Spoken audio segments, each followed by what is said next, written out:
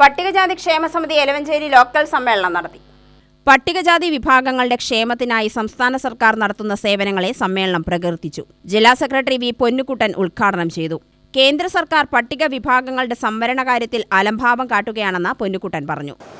നാം ഇന്ന് അനുഭവിച്ചുകൊണ്ടിരിക്കുന്ന ദളിത് പട്ടികജാതി വിഭാഗത്തിന്റെ ജീവിത പ്രശ്നങ്ങൾക്ക് പരിഹാരം കാണുന്നതിന് വേണ്ടി നേതൃത്വം കൊടുക്കാനാണ് ഈ സംഘടന രൂപീകരിച്ചത്.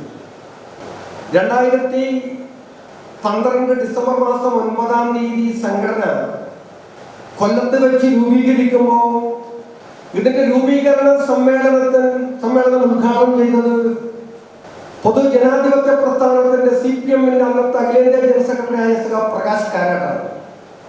രൂപീകരണ സമ്മേളനത്തിന്റെ അധ്യക്ഷ പദം അലങ്കരിച്ചത് കേരളത്തിന്റെ ആരാധ്യനായ മുഖ്യമന്ത്രി പിണറായി വിജയനാണ്. ഇന്ത്യയിലെ തൊഴിലാളി വർഗ പോരാട്ടങ്ങൾക്ക് ത്യാഗനിർഭരമായി ജീവിതം നൽകി പോരാടിയ മഹാന്മാരായ ഇടതുപക്ഷ നേതാക്കന്മാരുടെ സാന്നിധ്യത്തിലാണ് ഈ സംഘടന രൂപീകൃതമായത്. അതുകൊണ്ട് തന്നെ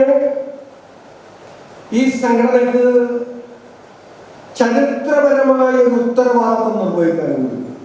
സമ്മേളനത്തിൽ PKS panchayat committee president M ചന്ദ്രൻ അധ്യക്ഷത വഹിച്ചു. സെക്രട്ടറി A ജയപ്രകാശൻ സ്വാഗതം പറഞ്ഞു.